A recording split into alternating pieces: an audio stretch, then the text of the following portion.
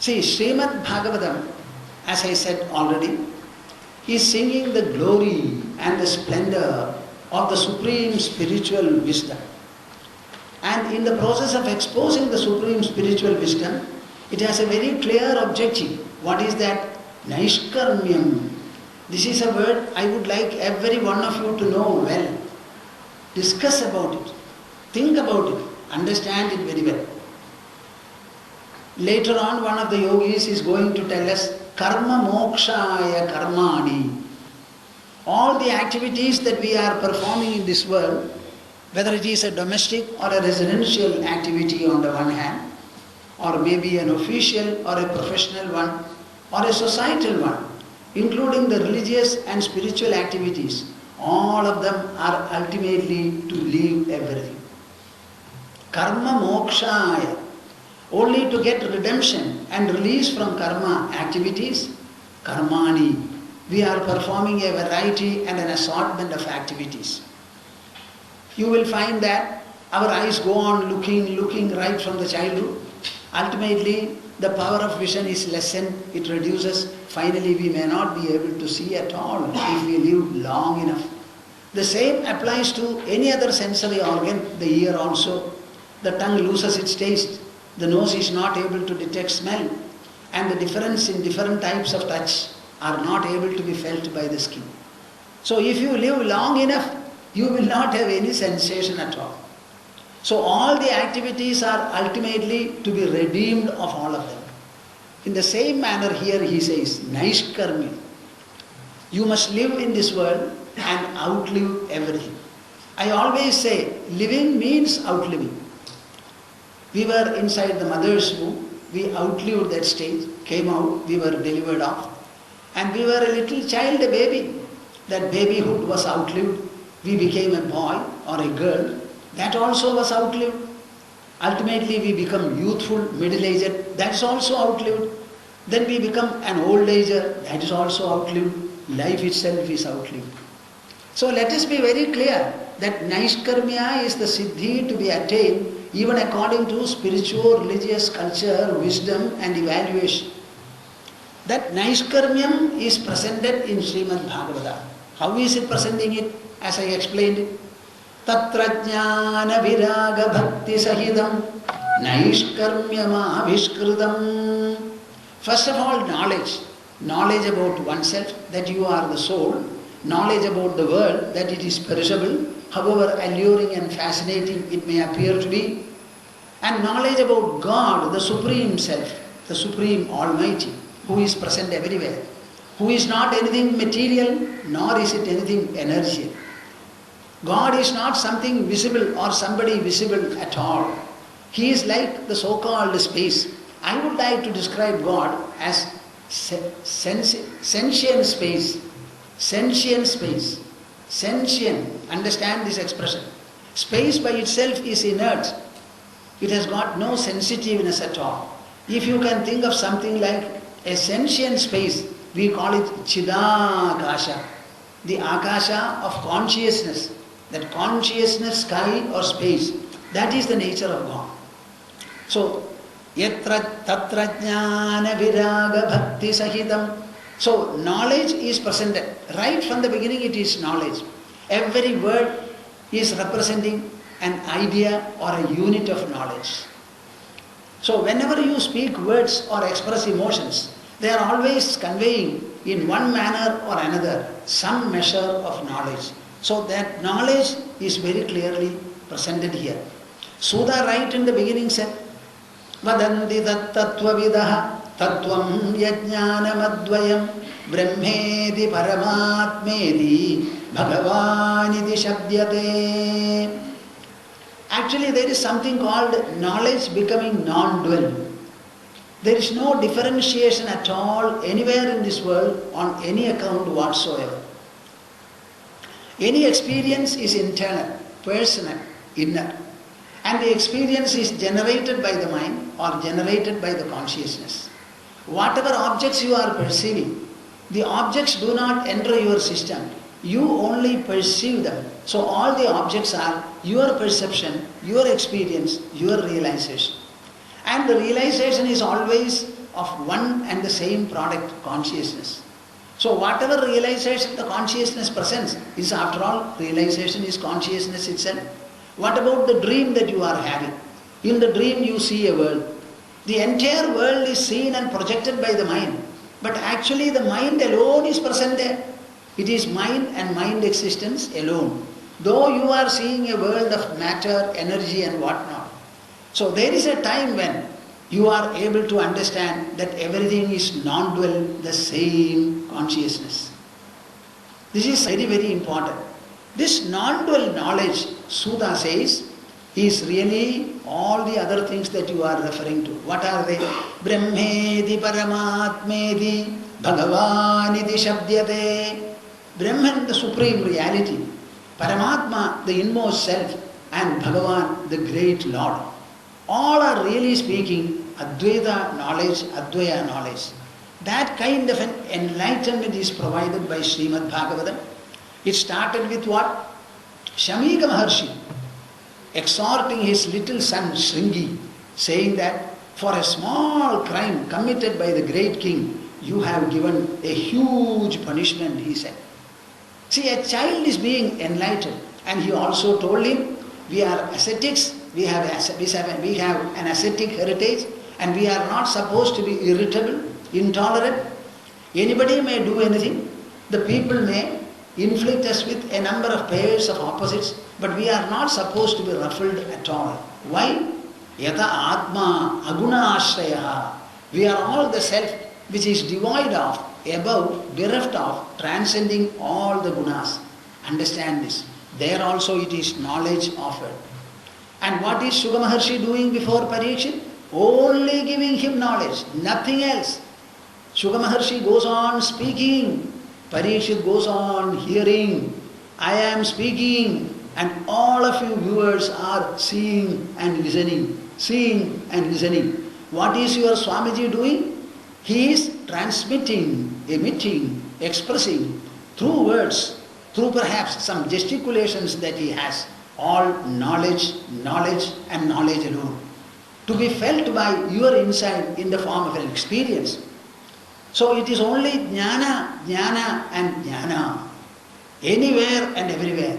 Shuka Maharshi is giving only knowledge. And the knowledge is transfused or infused, instilled, imbued into Parikshit. As a result of which Parikshit's inner mind becomes purer and purer. Intelligence becomes more and more illumined. The heart goes on expanding and expanding. Ultimately he dissolves himself into the universal presence in the end. It's all a transformation wrought by, worked by, brought about by imparting wisdom. So jnana is one factor. Viraga, dispassion. What is dispassion? Dispassion. What is it? Understanding that everything in this world is perishable, perishable, perishable, including your body, your mind, your intelligence, your ego. Then is there anything imperishable? Certainly. The perishable by itself or by themselves cannot exist. They have to exist supported by, on the ground of a substratum which is imperishable. Without something imperishable, there cannot be perishability at all. So there is something like that. So understand the whole world to be perishable, and towards the perishable, your body also is perishable. When the perishable body interacts with the perishable world and acquires perishable objects, your perishability stands multiplied at every point of time. Will it serve your purpose? So every day you are becoming more mortal, exceedingly so. This is something to be avoided. So always focus yourself on the supreme and the imperishable. Naturally, viraga, dispassion. Normally the world is considered to be alluring. In place of an alluring world, you must have a world towards which you have an educated, a sublime, a beautiful note of dispassion. Dispassion is not hatred. It is not resentment. It is not rebuking. It is, on the other hand, a beautiful assessment about the perishability of the world, on the basis of which passion dies or dissolves and dispassion dawns. That is also cultivated in Srimad Bhagavatam repeatedly. Then bhakti. devotional fondness, devotional affinity, devotional attunement and devotional oneness to the Supreme Lord. Everywhere is bhakti, bhakti, bhakti. What is this bhakti? Bhakti is something whereby your heart and mind become completely absorbed in God. You start dwelling on God, resting on God, relying upon God. You love to hear His words about Him. You like to read descriptions about God. And all these are equally delightful, generating fondness, sweetness, exhilaration, excitement and fulfillment in you. This kind of a bhakti. So 3 items Srimad Bhagavata is presenting. Jnana Viraga Bhakti Sahidam. Along with this triplet, these 3, Naishkarmya Mahavishkridam. Naishkarmya Mahavishkridam. Naishkarmyam Avishkridam. Srimad Bhagavata is presenting the concept of, the ideal of, the value and attainment of Naishkarmya. I have lived in this world enough and more. I am satisfied. I am fulfilled. I don't have any further craving to be active or to attain anything. There is abundance in my mind, fullness in my mind, fulfillment in me. So I don't want to do anything. Naishkarmya. Why I am saying all these things? Just see. We are in the 11th skandha. It is an address by Krishna to Uddhava. And what for? Asking Uddhava to go to Badarikashrama. Asking Uddhava to go to Badarikashrama. Enough of it, Uddhava. You have lived long. You have served me for long. And you have been very fond of me. I also have been fond of you. There is a lot of mutuality between us. I am going to leave the world maybe in another 10 days. And you should leave the world even before that. Before that. You say you have no strength for it. That's a different matter he is going to tell him. So, Uddhava is being asked. And what is he asked? Go there to Badarikashrama, sit there in contemplation, see me everywhere, see me in yourself, and then undergo the passage of time. This is called the Naishkarmya. This is what Krishna advises. So, imagine the scene in which Uddhava is being advised, and at the end of it, in spite of his reluctance, shedding tears, putting the sandals of his master on his head, looking back, turning back, he goes away, proceeds into nothingness. This is called the Naishkarmya. That siddhi is Avishkridam. Srimad Bhagavata presents it there. Tat shrinvan vipathan vicharanaparo. Initially you start listening to this. You may not be able to read it and understand. Then buy a book. Go on reading it. There are so many books. Gorakhpur Gita Press produces a number of Srimad Bhagavatam books in Hindi, in Sanskrit. And it is almost a mistake-free publication. They are doing it in a very, very nice manner, at least as far as I was able to know. I am not so much in touch with the books now, but some years back I knew that it was very well brought about. Jayadayal Goenka on the one hand, Hanuman Prasad Podar on the other, both of them were very much given to propagation of the spiritual, beautiful literature. Valmiki Ramayana, Mahabharatam, Srimad Bhagavatam, and so many other books. They have got magazines also. The Kalyan magazine is perhaps the maximum circulated Hindi publication, spiritual literature in India. So you can get books. They are selling it in an unbelievably cheap, very small price they are giving it on. Vicharanaparo. After reading, you start reflecting upon, thoughtfully about what you have read. You may read 1 chapter or 2 chapters or even 3. That's okay for reading, recitation. It is a recitational reading, austerity, very good, it will purify you. After some time, after completing the 2 or 3 chapters, take 1 or 2 or 3 verses and go into them, word after word, word after word. I am explaining to you in a somewhat similar manner. Tat shrinvan, by listening to, vipathan, by reading, vicharanaparo, go on reflecting upon them, then bhaktya, by the power, by the process, by the pursuit, by the prevalence of bhakti, devotion. Vimuchye naraha. Any human being will be liberated.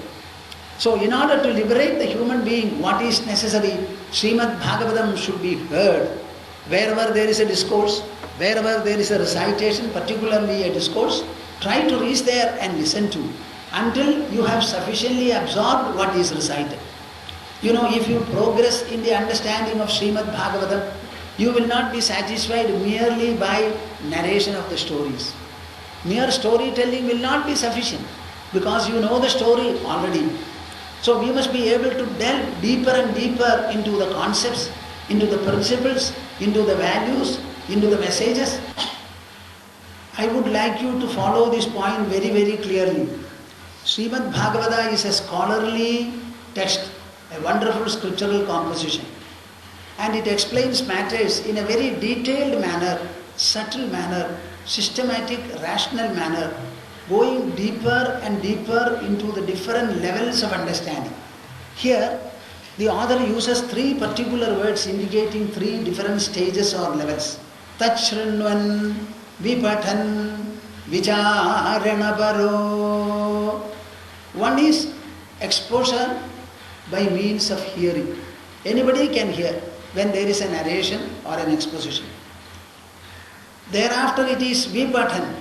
Once you have become attuned to listening, you understand about Srimad Bhagavatam or such a text, you should get a copy of it and start reading it yourself without anybody's help. In hearing, you have to hear somebody, so somebody will have to speak to you, and you will have to be present when he is speaking. In the matter of reading, you are alone. It is independent. It is a sovereign process. Nobody else's help is required. So first of all, it is listening. Thereafter it is reading oneself. Is it sufficient? No, no, no. Vicharanaparo. What does it mean? Reflecting upon in a very thoughtful manner. After you read a word, you try to understand. After understanding it, you still go further into it. In terms of this understanding, what am I expected to do? In what way does it affect me? Either in a good manner or in a bad manner. Am I to eliminate something undesirable from me, or am I to incorporate consistently something desirable in me? How far is my mind pure? How far is my intelligence illumined? All these points you have to be carefully going into. Vicharanaparo. Tattva vichara is the last word in spiritual, philosophical, devotional pursuit. Until you have this vichara pursuit and process, I don't think the inner personality can be refined, reformed, and it can evolve. Certainly not. How long can you listen to a story narration? The story narration is, after all, narrating the same story over and over again. So you can non-hearingly hear it. That's what you can do. There is no problem at all. The pravakta goes on speaking and you are physically there. Mentally you need not be there. But that is not sufficient. To arrest our attention, to occupy our mind, to engage our intelligence, we will have to delve into the propositions mentioned. Here are only three words. Tad, that, Shrinvan, hearing, Vipathan, reading, Vicharanaparaha, remaining engrossed in introspection. Only three words. See how many minutes I have explained these words. So there is a lot to be understood. Then bhaktya vimuchye naraha. Anyone will be liberated by the power and the process and the pursuit of devotion. Anybody will be liberated. But that bhakti cannot be a blind bhakti. It has to be an enlightened one, a persistent one, a consistent one, associated with reformation, refinement, purification, sublimation, enrichment, expansion of your mind. All these are necessary. Srimad Bhagavatam Puranam Amalam Yad Vaishnavanam Priyam Yasmin Paramahamsya Megam Amalam Jnanam Param Giyate Jnanam Param Giyate Tatra Jnana Viraga Bhakti Sahitam Naishkarmyam Avishkrutam tat shrunvan vipathan vicharanaparo bhaktya vimuchyen naraha. This is a full description of Sreemad Bhagavatam. Not only that, so far as Sreemad Bhagavatam is concerned, what is a devotee supposed to do with regard to Sreemad Bhagavatam? He has to listen to the exposition, read the text himself, and then remain engrossed in introspecting over whatever is the message, value and truth presented by it. Now, I spoke to you all this in connection with Kavi's exposition. Shrinvan subhadrani rathangapane janmani karmani chayani loge gitani namani tadarthagani gayan vilajjo vicharet asangaha. In connection with that verse, I mentioned to you. Now let us go back to what he says further. Evam vratasva priyanama kirtya jadhanurago drudachitta uchchaihi hasatyatho roditi raudi gayati unmadavan nrityati lokabahyaha. Devotion is a very powerful weapon. It's a very, very effective practice and pursuit. Perhaps many of you do not know the taste and delicacy of devotion. Maximum you will go, fold your hands in front of a deity and come back. This is what you will do.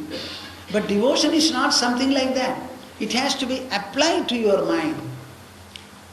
And by applying in the mind, devotional emotions will have to be generated, allowed to crop up in your mind. Similarly, it has to pierce your intelligence, rendering it more and more perceptive, more and more subtle, more and more powerful and equipped to understand matters. Not merely the objects of the world, but their one subject. What did I say? My dear viewers, are you with me when I say this? Or you allow me to run and you are behind? I don't want you to be behind at all. I would rather be behind all of you. But I want you to be with me. Understand it very clearly. Very clearly. Devotion is a very powerful practice. Powerful practice. Like a drilling machine, when properly applied, it goes on drilling even the hardest of steel. Goes on drilling. And you will find the shavings come off. In the same manner, devotion, when it is properly applied to your mind and a heart, it produces a number of changes and transformations in you. Listen to what Kavi, the yogi Kavi says. Evam vrataha. Consider this to be a vrata, an anushtana, a very rigorous, vigorous, religious practice. What is that? Swapriyanama kirtya. Swapriyanama kirtya. Swapriyanama kirtya. How many times shall I say this? Please write it somewhere in 2 or 3 places in your house on the wall. Swapriyanama kirtya. Every one of you is worshipping God. I agree. I give you a good certificate. But I am asking you, what is your regard, evaluation about God? Most of you will say, oh, I am a God-fearing person. God-fearing person.